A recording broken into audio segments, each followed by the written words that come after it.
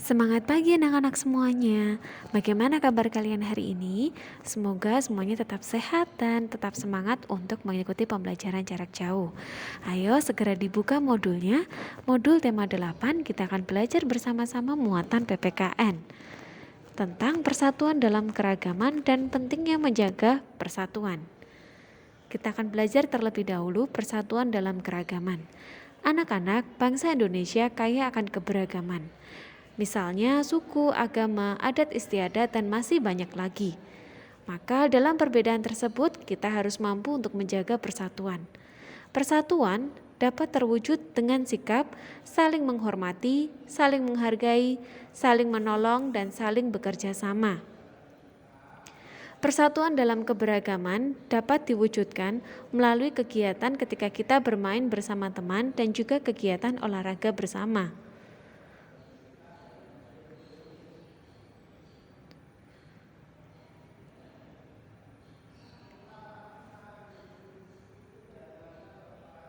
Permainan bersama teman biasanya kita lakukan dalam tim.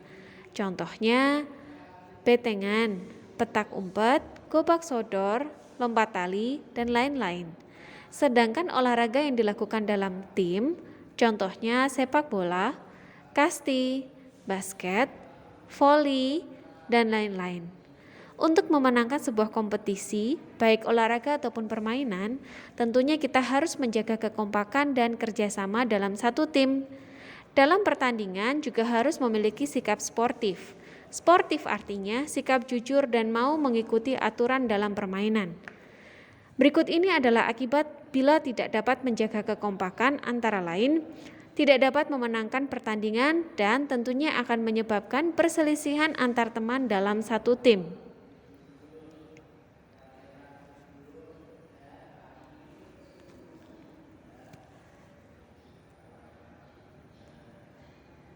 Kita tahu bahwa bersama teman-teman kita memiliki banyak sekali perbedaan, baik itu perbedaan suku, agama, dan latar belakang yang lain. Semua perbedaan tersebut tidaklah menjadi masalah, karena kita semua memiliki kewajiban untuk mematuhi aturan dalam sebuah permainan. Berikut ini pentingnya mengikuti peraturan. Kegiatan tentunya lebih menyenangkan, menciptakan rasa aman dan nyaman bagi diri sendiri dan orang lain, menghindarkan dari sikap mau menang sendiri dan menghindari perselisihan. Maka kita perlu belajar pentingnya menjaga persatuan. Bangsa Indonesia memiliki peribahasa, bersatu kita teguh, bercerai kita runtuh, yang artinya bangsa yang besar dengan segala keragamannya akan kuat jika hidup bersatu tanpa memandang perbedaan. Berikut ini adalah manfaat hidup bersatu dalam keragaman. Pekerjaan cepat selesai, pekerjaan terasa lebih ringan, dan tentunya dapat menciptakan kerukunan dengan sesama.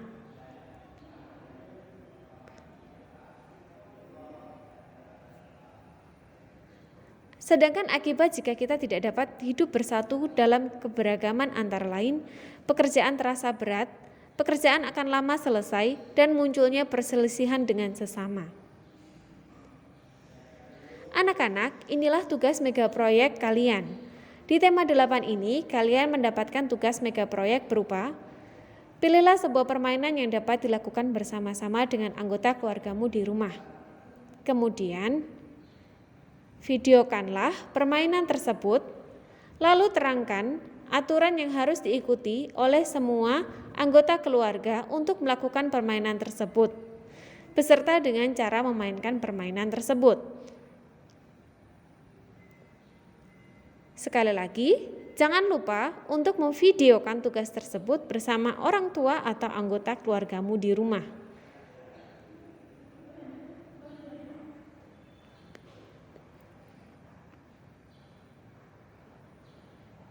Nah, tugas megaproyek ini harus dikumpulkan paling lambat tanggal 21 Mei 2021. Itu tadi rangkaian materi tema 8 untuk muatan pelajaran PPKN. Sekarang kita masuk ke materi yang berikutnya ya. Silakan dibuka modul tema 8, kita akan belajar muatan pelajaran bahasa Indonesia tentang penggunaan huruf kapital, penggunaan tanda titik, dan tanda tanya.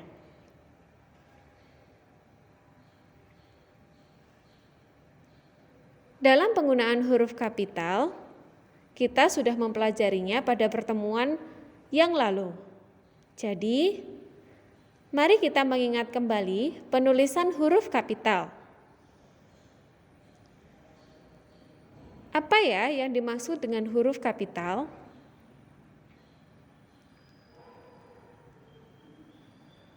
Anak-anak, huruf kapital disebut juga dengan huruf besar. Biasanya digunakan sebagai huruf pertama dari kata pertama dalam kalimat. Namun, dalam perkembangannya, huruf kapital juga digunakan dalam penulisan yang lain. Perhatikan penjelasan berikut ini. Huruf kapital digunakan sebagai huruf pertama kata ganti Tuhan. Setiap kata Tuhan selalu ditulis dengan huruf kapital. Kata ganti Tuhan yang biasa digunakan misalnya, Yang Maha Esa. Sebelum belajar, berdoalah kepada Tuhan yang Maha Esa. Yang Maha Kuasa. Tuhan yang Maha Kuasa selalu menuntun kehidupan kita. Perhatikan huruf yang dicetak tebal. Penggunaan huruf kapital yang kedua adalah untuk menuliskan nama orang. Ini pun juga sudah kalian pelajari pada pertemuan yang lalu. Jadi, mungkin kalian masih mengingatnya ya. Kita akan belajar kembali bahwa setiap awal kata untuk nama orang haruslah ditulis dengan huruf kapital.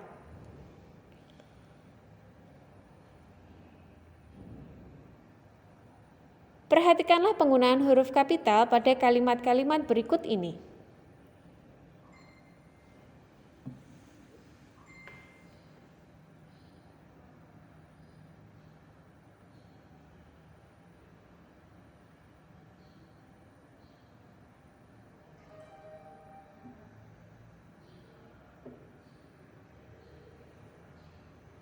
Kata Edo, Beni, Siti, Dayu, Meli, dan Lani merupakan nama orang. Jadi, untuk menuliskannya harus diawali dengan huruf kapital atau huruf besar, seperti gambar berikut ini. Yang ketiga, huruf kapital juga digunakan untuk menuliskan nama sebuah sekolah, nama kota, nama bulan, nama tempat wisata, dan juga alamat rumah. Perhatikanlah setiap contohnya dengan seksama ya.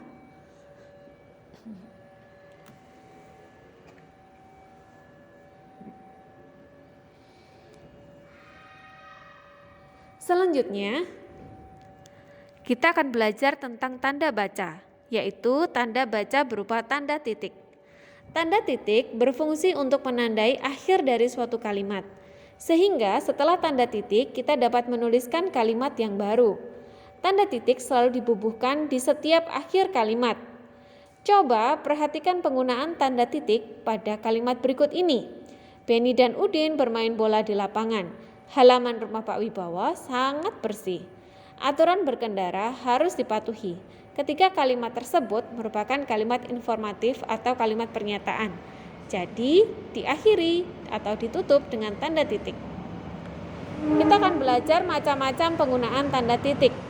Yang pertama,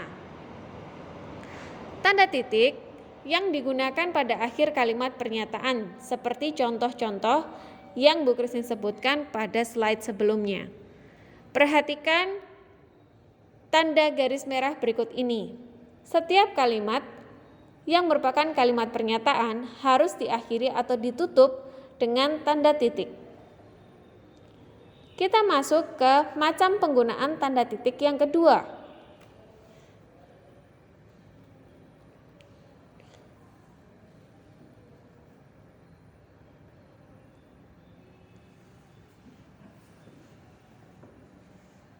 Tanda titik yang kedua digunakan pada akhir singkatan nama orang. Nah, selain digunakan di akhir kalimat, ternyata tanda titik juga digunakan sebagai singkatan nama orang. Contohnya, lagu Membuang Sampah diciptakan oleh A.T. Mahmud, A.T. Mahmud. Jagung bakar Pak M. Bayu lebih enak di antara jagung bakar lainnya. Contoh tersebut ada di buku modul kalian ya, jadi bisa diperhatikan di modul kalian. Macam penggunaan tanda titik yang ketiga. Penggunaan tanda titik pada percakapan. Perhatikan dan bacalah dengan seksama. Lalu fokuskan pada tanda yang diberi garis merah.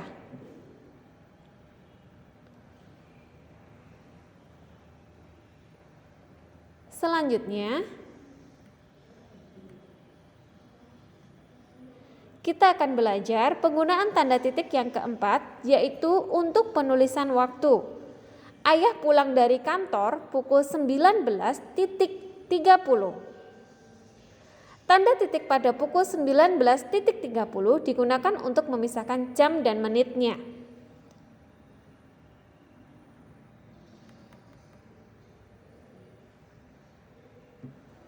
Selanjutnya adalah penggunaan tanda tanya. Saat menuliskan kalimat tanya, haruslah diakhiri dengan tanda tanya. Pada kalimat tanya diawali dengan kata tanya, antara lain apa untuk menanyakan suatu peristiwa, kapan untuk waktu, mengapa untuk menanyakan alasan, di mana atau kemana untuk menanyakan tempat, siapa untuk menanyakan orang, bagaimana untuk menanyakan cara, dan juga yang terakhir adalah berapa untuk menanyakan jumlah atau harga. Jadi, jika kita menuliskan kalimat tanya, haruslah diawali terlebih dahulu dengan kata tanya, lalu setelah kalimat tanya selesai diakhiri dengan tanda tanya. Kata tanya pada kalimat tanya dapat menggunakan partikel kah, misalnya apakah, bagaimanakah, dan dimanakah. Contohnya adalah sebagai berikut, bisa kalian baca dan perhatikan pada modul kalian juga. Nah, itu tadi materi bahasa Indonesia pada tema 8 dari subtema 1 sampai subtema 4. Untuk penugasan PPKN dan bahasa Indonesia, ada link Google Form yang akan di-share melalui WA Group. Selamat mengerjakan.